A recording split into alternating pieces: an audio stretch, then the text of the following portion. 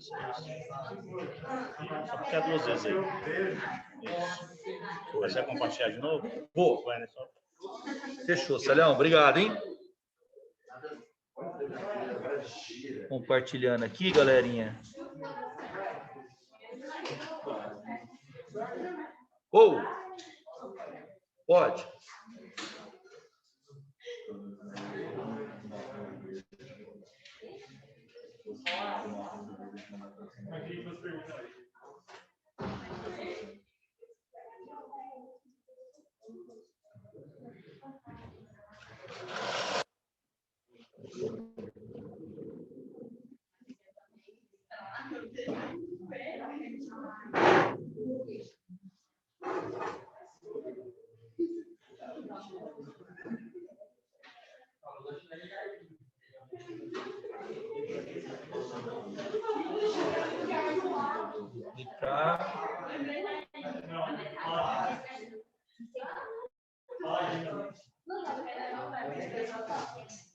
Ué, tava projetando de boa e agora não tá mais? O que aconteceu?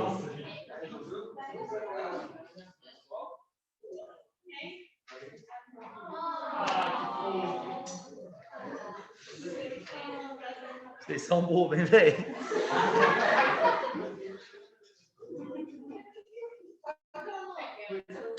Oi? Nome como assim? Vitória. É. Essa fotinha tá um pouquinho antiga. Ela tá com 6 aninhos. Aqui ela tava com 4. Tá com 6 aninhos agora. Agora foi, né? Foi.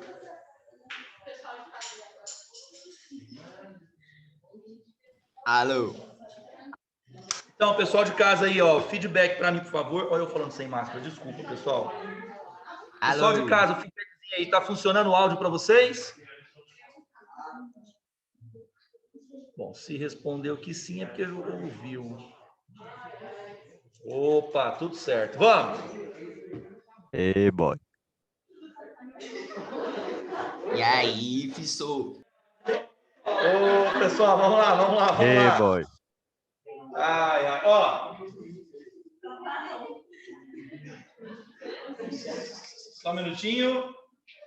O desenvolvimento das pólens vai trazer para a gente aquilo que é o foco de análise principal de vestibulares e Enem. É essa vida política, essa vida em sociedade na Grécia Antiga. É a primeira civilização na história. É a primeira civilização na história a tratar a vida política da forma como nós vamos estudar. Porque foge muito do padrão teocêntrico que a gente vê, por exemplo, em civilizações orientais. Os gregos são inventores da política. Tanto é que a palavra deriva mesmo de polis, como vocês estão vendo aqui. A palavra polis escrita assim, ó, está no plural. Quando aparece polis, é singular, tá? Então, as polis. A política é uma atividade, então, de vida em sociedade, onde os cidadãos, muita atenção nesse conceito, tá, pessoas do terceiro? Quando a gente estiver avaliando questões de Grécia, esse conceito é hiper importante de ser compreendido. Cidadania. Tá? O Enem já cobrou isso várias vezes. O que é ser cidadão no mundo antigo? Porque não é a mesma coisa que ser cidadão agora.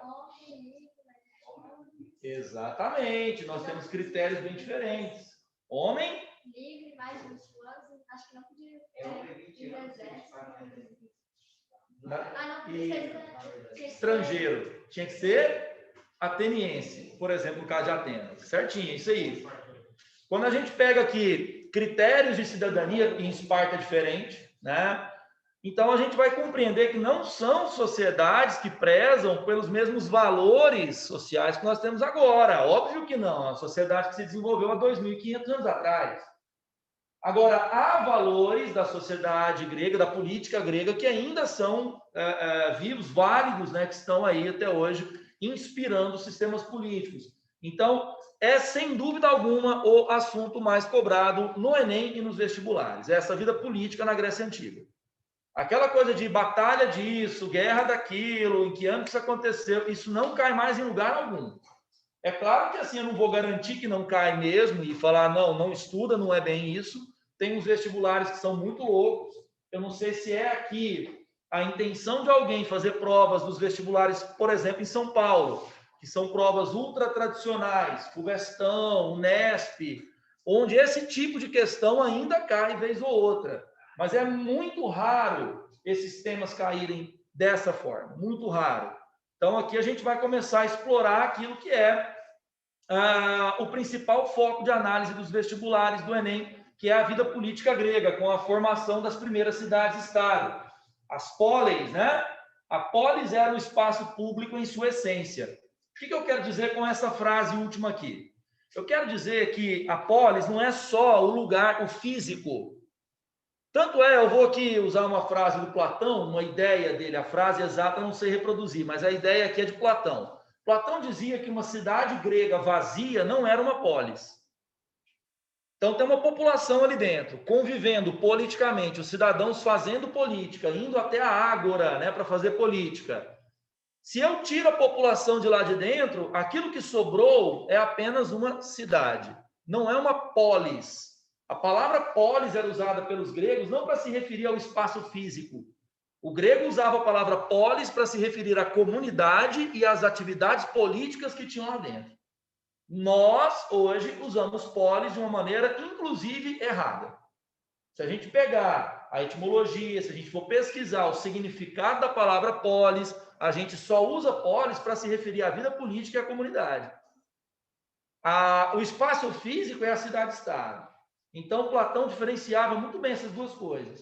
Não tem polis se eu não tiver gente ali dentro fazendo política, se eu não tiver cidadãos trocando ideias.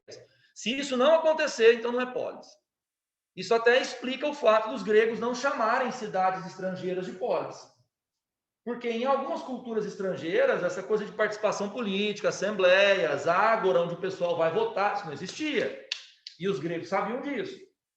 Tanto é que os gregos chamavam esses outros povos de bárbaros, justamente por isso. A palavra bárbaro, é uma palavra grega, não é romana. Os romanos aprenderam com os gregos.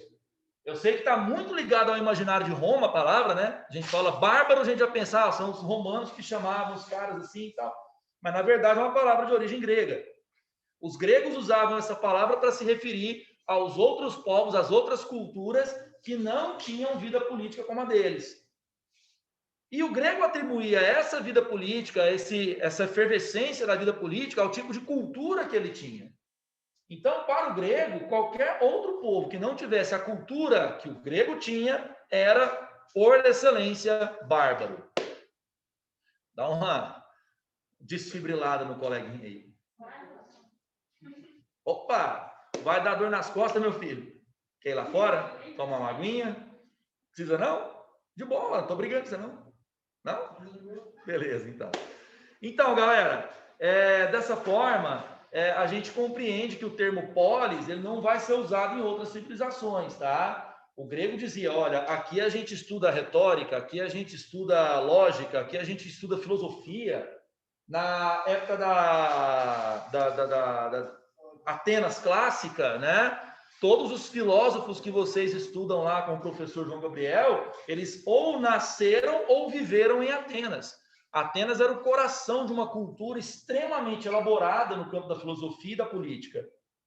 Então, é esse tipo de atividade, é esse tipo de desenvolvimento intelectual do grego que permite uma vida política mais rica do que outras civilizações. É nesse campo que você está mergulhando, tá? A invenção da política como nós conhecemos hoje, tá bom? Isso a gente atribui ao povo grego antigo. Valeu? Aqui um esqueminha bem simplesinho de polis para a gente poder ver.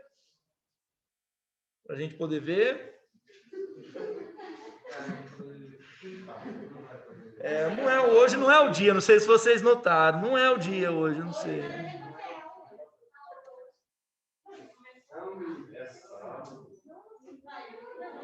Foi. Passou. Bom, aqui nós temos o porto da cidade, né? Geralmente onde entram aqui as mercadorias, onde chegam os estrangeiros, onde a gente tem um cuidado maior em relação à cidade. Veja que o porto é até fora da cidade, justamente para não trazer o risco de uma invasão. Note a polis, toda ela cercada por largas muralhas. Isso aqui era um costume, tá? Nas cidades gregas antigas. Tá bom? É um condomínio fechado, né?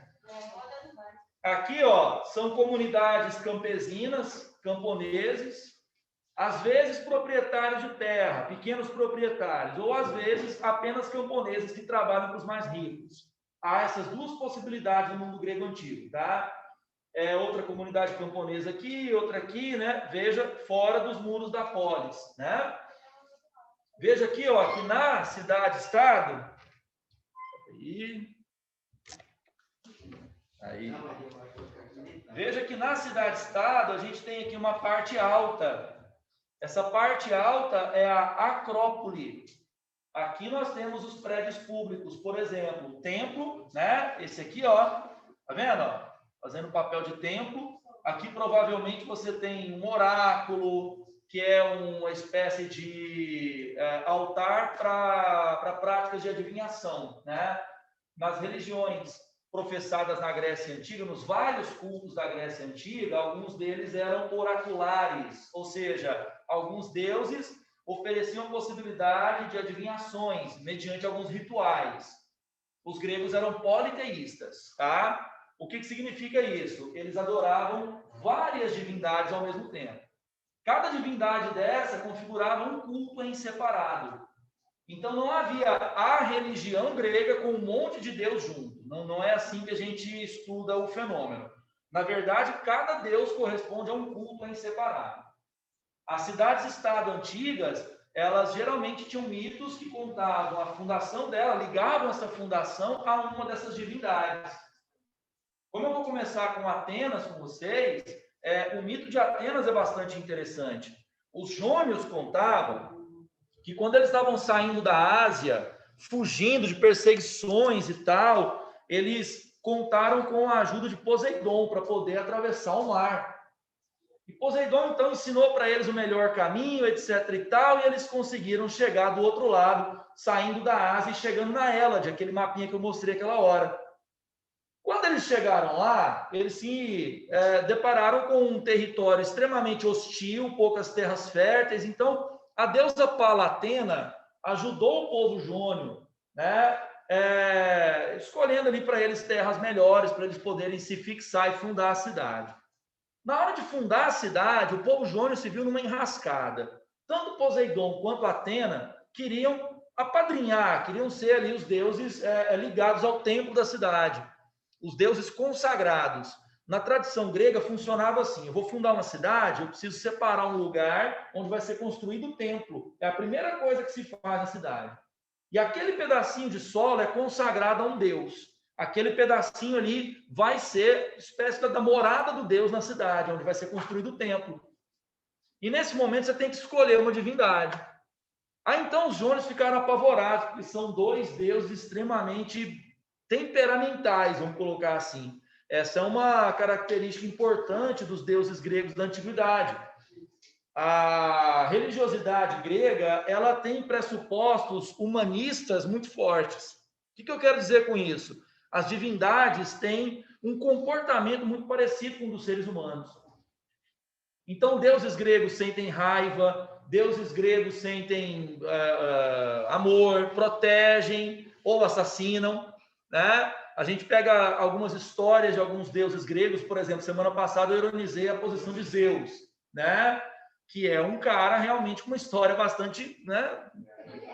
Dá para criticar, né? Dá para criticar. Então, e aí então os jônios pensaram, e agora? Aí eles propuseram aos deuses, olha, a gente vai fazer um campeonato com vocês. A palavra campeonato saiu aqui comigo, tá? Uma competição. Quem ofereceu o melhor presente para a gente consagra a cidade ao Deus. E os deuses então toparam, acharam justo, né? Mas a maioria das pessoas jônias que tinham migrado para aquela região ali da Hélade eram mulheres, eram meninas. Então conta o mito que as mulheres se reuniram à noite, secretamente, e combinaram, vamos escolher Palatena. Por quê? Porque ela é menininha igual a gente, né? Então, a gente vai ter uma deusa consagrada, olha que bacana. E elas combinaram o voto. Não interessa o que Palatena oferecer, a gente vai votar nela, ela vai ganhar.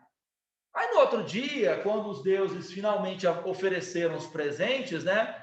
O Poseidon ofereceu o cavalo. Os jônios não conheciam o cavalo, então Poseidon apresentou a eles, deu um cavalo de presente. Nas versões mais conhecidas do mito, a cena é muito bonita. O cavalo emerge do mar, um cavalo branco e tal, né? Porque Poseidon vem do mar, aquela coisa toda. Chegou a vez de Palatena. Palatena ofereceu o cultivo da oliva. A oliva, para quem não sabe, é a base da alimentação dos gregos antigos.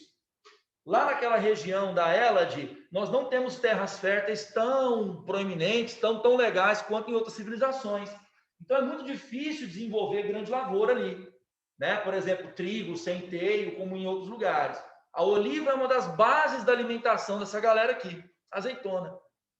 Aí então, na hora de votar, todas as meninas votaram na deusa Palatena. E aí o Poseidon sacou. Lá, olha só, elas combinaram, pilantrinhas. Mas aquela coisa, né? Tipo, combinado não é caro, né? Estava combinado que ia ser uma eleição, houve a eleição e ele perdeu. Aí ele chamou os homens, falou assim: olha só, as mulheres ardilosas nos enganaram.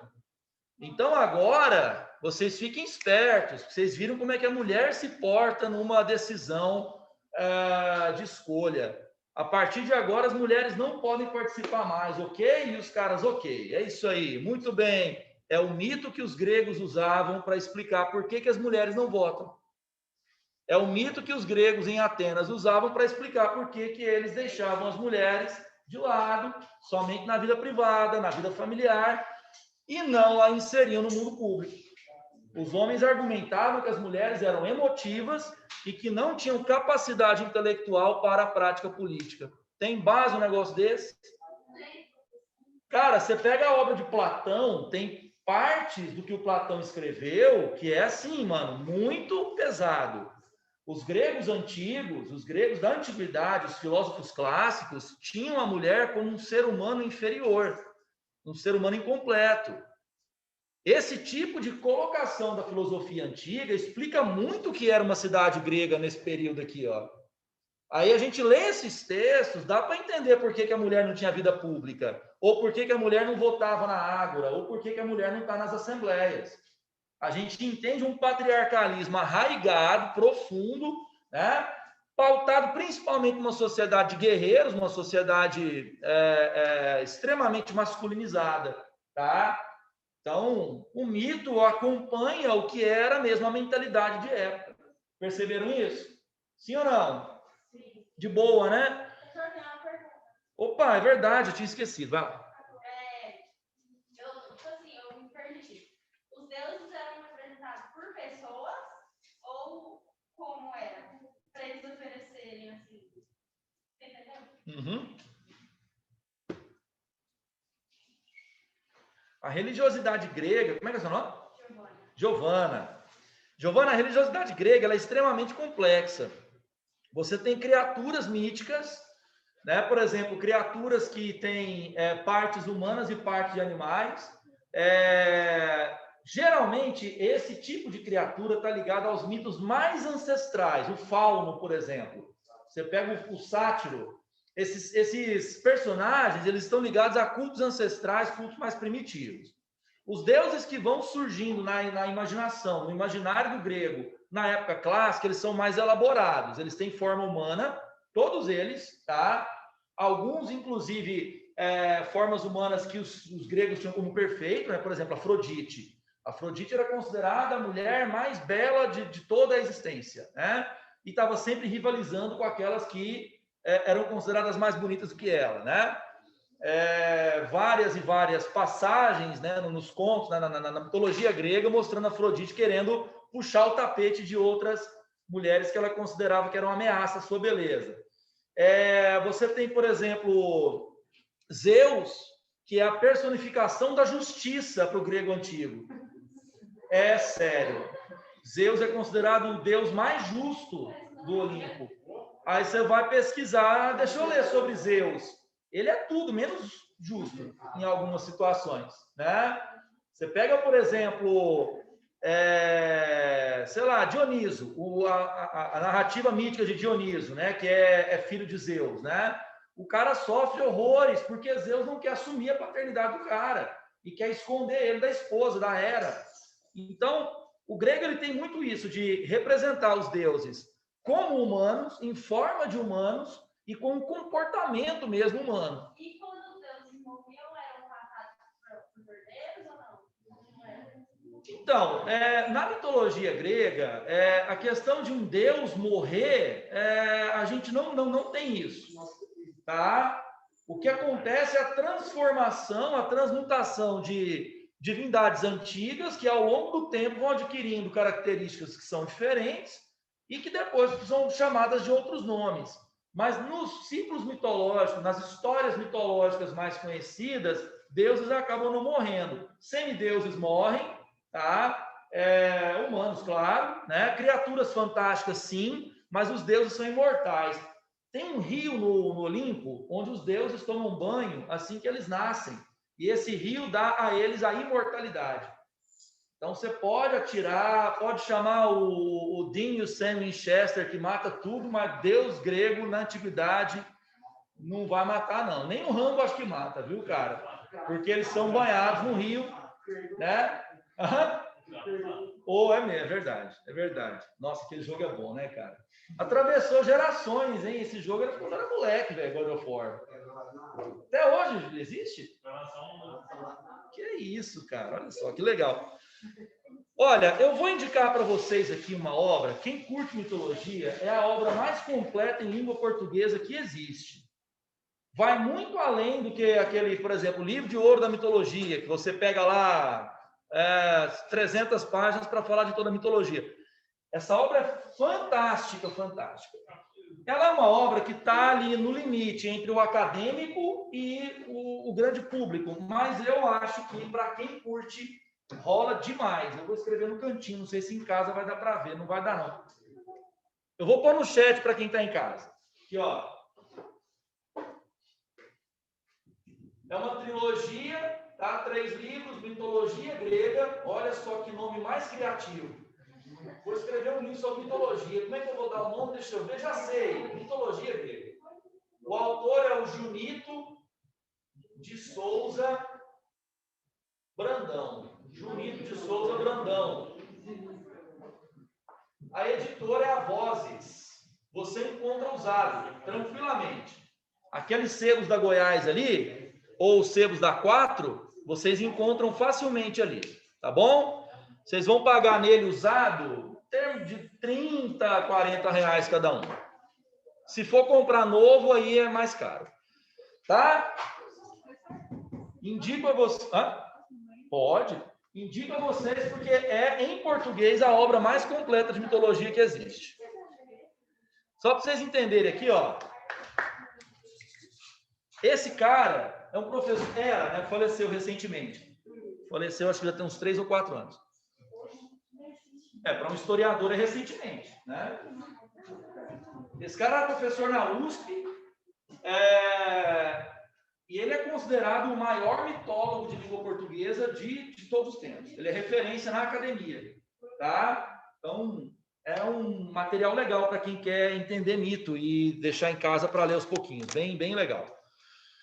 Bom, essa apresentação, vamos finalizá-la aqui. Eu tenho uma outra agora para a gente dar continuidade, interromper o compartilhamento aqui rapidão.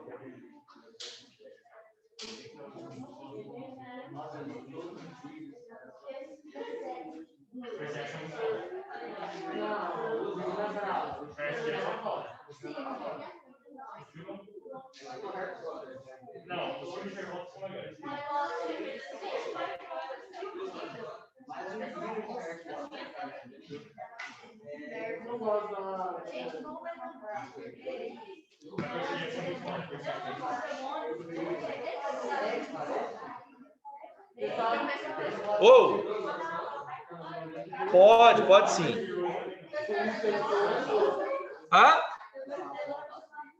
Pode.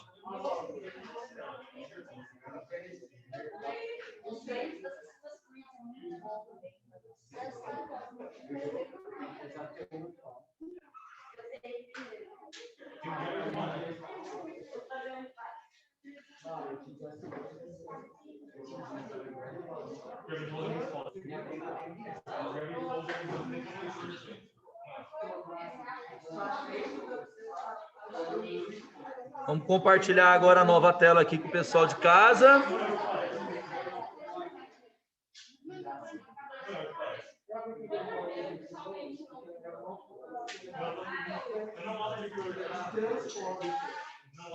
Pessoinhas, vamos lá, vamos lá?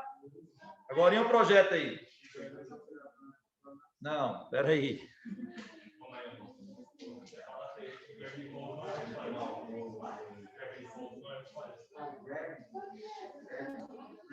Deixa eu comentar um negócio aqui, ó, que eu peguei da conversa de vocês, que eu acho legal para compartilhar com todo mundo. Leitura, cara, é uma ferramenta importantíssima para o Enem. Importante demais. Ler e interpretar e tirar dessa interpretação a resposta para uma questão no Enem é fundamental. Professor, não sou leitor, não dou conta, não consigo ler. Cara, eu acho muito triste que a escola, como instituição, não digo só o planeta, eu digo escola no geral, tá? A escola é muito falha nesse sentido. O youtuber Felipe Neto, não acompanho a obra do cara, nem sei o que ele faz. Mas ele falou um negócio que chegou até mim, que nem acompanho, mas eu vi, né, no feed de notícias lá, uma colocação. A escola erra em planejar a carreira de leitor dos alunos. É uma verdade absoluta. A escola não dosa isso direito, né? A gente deveria ser formado, a gente deveria conseguir ler clássicos, mas a escola não faz isso. E aí, de repente, do nada, você ali despreparadão, não tem hábito de leitura, aí o professor joga um livro clássico na sua mão e fala, lê aí, velho. É complicado. Igual, leio Machado? Leio. Lusíadas, leitura pesada, mas eu leio primeiro, eu consigo ler o Machado de Assis porque eu passei por um processo de adaptação para ler aquilo não se lê de primeira vez. Aquilo não é uma obra para você iniciar o seu gosto por leitura. Eu leio porque eu estou acostumado, então eu já passei por todo um processo e que eu só aprendi na faculdade, esse processo de avançar na leitura e ler coisas mais complexas. A escola não fez isso por mim.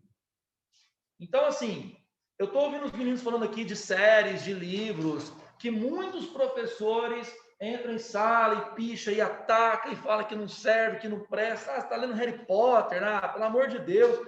Mano, para a gente começar a ler e gostar de ler, a gente tem que começar a ler o que traz prazer. Se você não começar de algum lugar, você não vai chegar nunca na literatura clássica. Então, é super saudável que você pegue essas sagas mesmo, Harry Potter, né? Percy Jackson. Se você está lendo e está legal, se você está sentindo prazer, se aquilo está fazendo você ler, mano, tem que ser usado como ferramenta. Cara, eu mudei o meu discurso em sala de aula, já era professor, foi muito interessante. Pessoa lendo na minha aula, eu trabalhando, era a política da escola não permitir que lesse outra coisa. Porque se fosse por mim, né? Mas beleza, não podia. Aí falei uma vez, a pessoa não guardou o livro, falei de novo, a pessoa não guardou o livro, e aí depois eu tive que pegar o livro. Falei, por favor, deixa o livro na minha mesa, tá, beleza. Coloquei no meu armário, né? Esperando depois os pais virem para buscar o livro e tudo mais. No intervalo, exatamente, falei assim, o que é que esse negócio que esse pessoal está comentando tanto? Harry Potter. E comecei a ler com aquela empáfia, aquela posição de assim, eu sou intelectual demais e ainda, sabe, não leio isso. Comecei a ler tipo, que porcaria. Ó que bosta, vou te falar, essa molecada de hoje. E comecei a ler. Quando eu vi, eu já não queria devolver o livro mais. Não estou brincando. Eu não queria devolver o livro mais. Tanto é que eu comprei, eu tenho os meus livros até hoje. E eu sou fã de Harry Potter.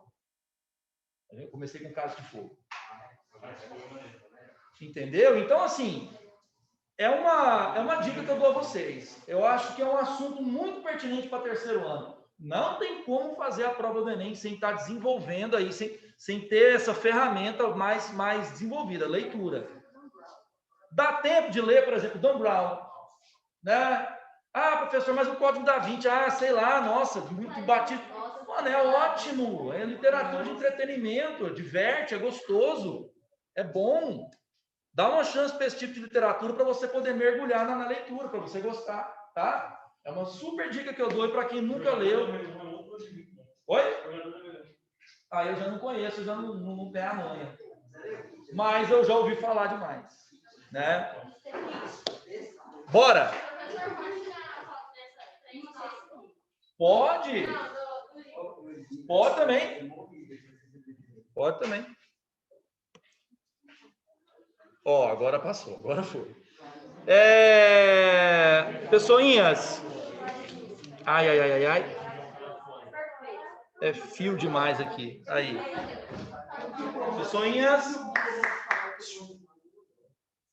Quando a gente fala da polis de Atenas e formação da democracia, finalmente nós entramos no principal filão, no principal assunto de Grécia nos vestibulares, tá? O Enem cobra esse assunto insistentemente, tá? Toda a questão de Grécia nos últimos 10 anos aí versa sobre isso aqui, democracia e cidadania, tá? É um tema recorrente, tá quase sempre nas provas. Vestibular. Toda vez que cai história antiga nos vestibulares, você pode ter certeza, ou é Grécia ou é Roma. E quando cai Grécia, qual é o assunto? Democracia, tá? Então, a gente vai começar a investigar aqui o surgimento da democracia, ó. Quer ver? A capa da aula é essa aqui, ó. Já tenho 2 aulas para jogar lá no plural para vocês, hein? Cidadania e democracia na Antiguidade Clássica. Oi? Tranquilamente, facinho. Agora que você já tem acesso ao plural, já é uma plataforma que eu estou habituado, que eu acho bacana de trabalhar. Aí tô eu aqui elogiando a plataforma, falando que é mó legal. E aí tá tudo zoado ainda, já imaginou? Isso acontece, né? É o famoso, sei lá, apagar a língua. É isso, não é? Tomara que isso não aconteça. Tomara que não aconteça. Formação da aristocracia. O que é isso? Pessoal, a aristocracia é o grupo que, nas sociedades gregas antigas, passará a ter o controle das terras e do mundo político, tá? A aristocracia equivale, então, à nobreza, tá? A aristocracia é sinônimo de nobreza. A aristocracia é formada no momento em que surge a propriedade privada na Grécia. Esse processo, geralmente, está ligado a uma autoridade que é guerreira e uma autoridade também ritualística, religiosa. Os primeiros reis das cidades gregas que foram aparecendo nesse momento aqui, geralmente são os mais velhos, né? Fazem parte das famílias guerreiras, das famílias centrais, daqueles clãs que eu estava comentando até há pouco tempo atrás. Tá bom? Então, veja aqui, ó. Com a chegada dos dórios, por volta de 1200 a.C., desarticularam-se completamente as comunidades de tipo primitivo, aquelas que a gente estava vendo semana passada. Formaram-se comunidades onde a ideia de propriedade da terra está vinculada a quê? Posição social no clã. Então, se você faz parte do núcleo central daquele clã, então você consegue se apropriar da terra.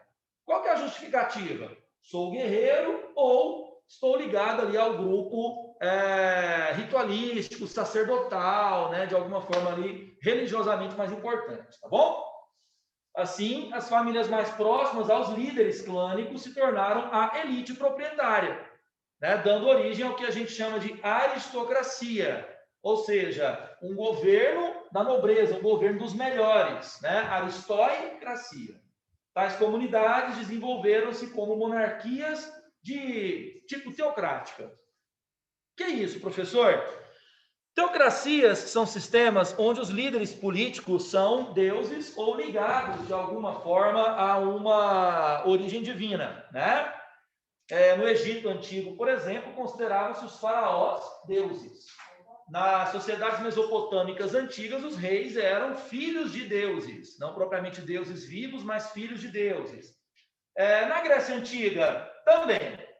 Os primeiros reis, eles geralmente usam aquela coisa de origem mítica, né? Conta-se um mito de algum deus, e aí o cara liga a família dele àquele mito, né? Colocando-se, apresentando-se como uma espécie de herdeiro, né? daquela divindade, tá? Atenas foi a maior das cidades do mundo grego, pessoal, tá? É a maior cidade grega da antiguidade. Ela foi a mais importante, a mais relevante, e foi de Atenas que nós herdamos alguns princípios políticos que norteiam a nossa democracia. A nossa democracia não é igual à de Atenas, tá? Embora a gente use a mesma palavra, são sistemas políticos diferentes, tá bom? Por exemplo, em Atenas antiga existe escravidão. Pessoas servem como escravas, são mercadoria. Mais uma vez citando Platão, que já foi citado de maneira legal hoje, né? Com aquelas coisas que a gente estava debatendo. Mais uma boa do Platão aqui. Escravo é um objeto que fala. Essa é a definição do Platão para escravo. Eu estou citando, eu não estou criando, eu não estou ironizando, eu estou citando. Essa é a citação de Platão, tá? Um escravo é um objeto que fala. Então, dentro de uma sociedade onde eu tenho escravos, onde eu tenho a total exclusão das mulheres, onde eu tenho a exclusão dos estrangeiros, enfim, o conceito democracia, com toda certeza, vai ser diferente do conceito que a gente usa agora, né? Com toda certeza. A democracia contemporânea, ela tem uma herança iluminista, tá? Principalmente o pensamento iluminista, tá bom? Que influenciou a democracia contemporânea. Bom, Atenas formou-se numa região chamada Ática, tá bom? Consolidação das migrações jônicas, principalmente, poucos aqueus, a maioria são jônicos. Aquele mito que eu te contei, da Palatena, né, que convenceu as meninas a votar nela, né? Então, aquele mito ali é um mito jônico, tá? Inicialmente monárquica, a aristocracia logo esvaziou as funções dos basileus. O que é basileu, professor? Basileu é rei na linguagem grega antiga. Eu sei que é nome de escola também aqui em Goiânia, né? Basileu França. Com a política cultural do governo do estado de Goiás, né, corre o risco de ser fechada a qualquer momento, porque não tem recurso, tem curso que está acabando, não tem material para trabalhar. É um negócio incrível. Tá igual ao UEG, né? Tem alguns campos da UEG também que estão perigando fechar, né? Porque não tem nem material para fazer aula, né? Tem gente formando em curso, como, por exemplo, Química Industrial, que não tem aula de laboratório, porque não tem material no laboratório. Na UEG. A política educacional do Estado é fera, né? Boa demais. Bom, pessoinhas, olha, uma coisa que pode acontecer, meu bem, como é que é o seu nome? Mariane. Professora é meio surdo, desculpa. Dê uma olhada no campus e no curso que você vai prestar, porque isso é muito variado. Às vezes um curso em Anápolis é ótimo e o mesmo curso num outro campus não tem a mesma qualidade. A UEG, ela tem isso, tá? Tem alguns campos que tem um curso legal para fazer e tem outros que não. É legal de vocês pesquisarem isso antes, tá bom? Tem alguns cursos aí que vale a pena sim, que tá legal, que tem Vai estrutura. derrubar aí, ó. Outros no interior estão largados às traças, infelizmente. Vai derrubar aí, ó. Educação física, ó, já pesquisou. Vai cair, vai. Física é uma boa. Vai derrubar, ó. Olhou por olhar, né? Aqui em Goiânia só tem artes cênicas